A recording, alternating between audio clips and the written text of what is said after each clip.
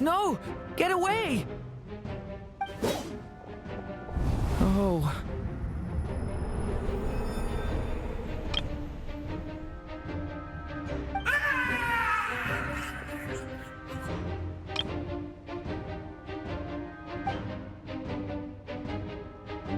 I know it's hard to stomach, Mr. Durin.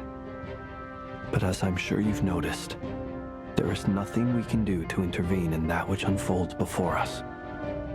But we have to at least try. And try you have. But are you aware of how many unsuccessful attempts you've made now?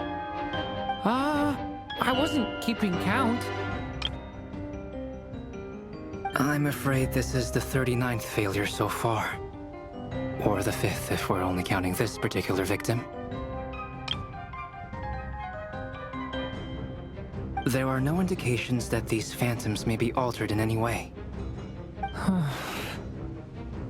You seem to have calmed down a little. I'll make us a fire. You should rest and have some water. Feeling any better now, Mr. Durin? May I ask a few questions? Be my guest. What exactly are we witnessing here? What happened to those people? My guess would be that we are seeing Nodcry during the Khaenri'ahn Cataclysm. Would that be accurate? Khaenri'ahn.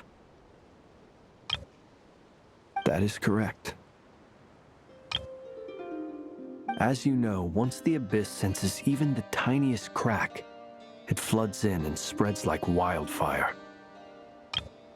There was a time in the distant past when it permeated all of Nodcry, causing immeasurable harm. The people paid a terrible price to heal this land. Then, 500 years ago, the whole of Teyvat suffered an abyssal disaster.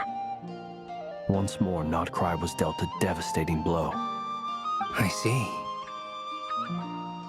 In the face of the abyssal onslaught, all were like grains of sand tossed around by a tidal wave, be they human, fae, or god. The moment you witnessed is but one drop in a whole ocean of catastrophe. All right. I guess that answers my second question, too. I wanted to know why there's nothing I could do to help them, and that's because what we are seeing is history. That would be my guess as well. As I understand it, history and fate are not all that dissimilar.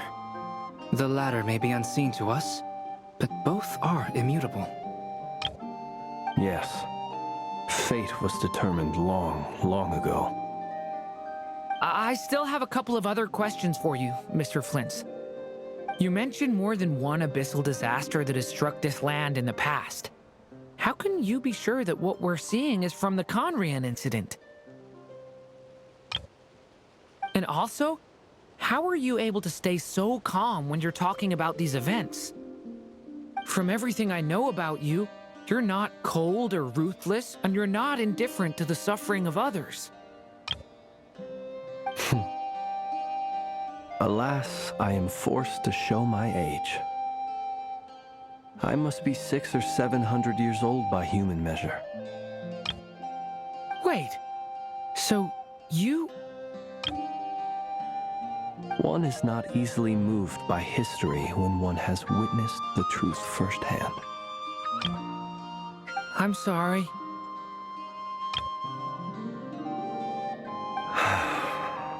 You needn't apologize. Your passion is a good thing to have. Treasure it, because someday you may find it in terribly short supply.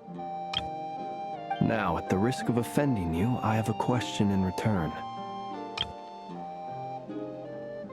Your curiosity toward the Abyss, is it born from hatred or because you sense its call?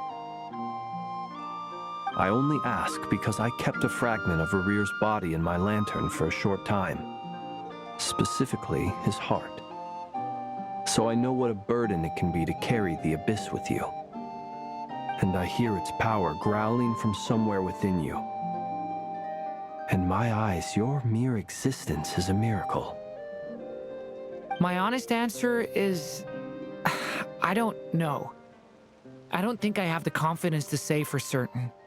What I will say is the Abyss is not the only issue that haunts me. Even before I became who I am today, the question dogged me constantly. Should I even exist at all? My doubts remain unresolved. But when we fought Rerir, something became a little clearer to me. Sometimes it is the darkness within us that allows us to achieve the impossible. I certainly got the sense from your 39 attempts that you were trying to achieve the impossible. It sounds like you've resolved to see the truth for yourself. Absolutely. In that sense, he and I are quite similar. Then I wish you every success. I look forward to the day of your transcension.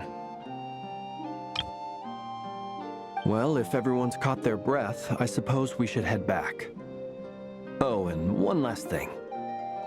I'd appreciate if you kept our discussion about history a secret.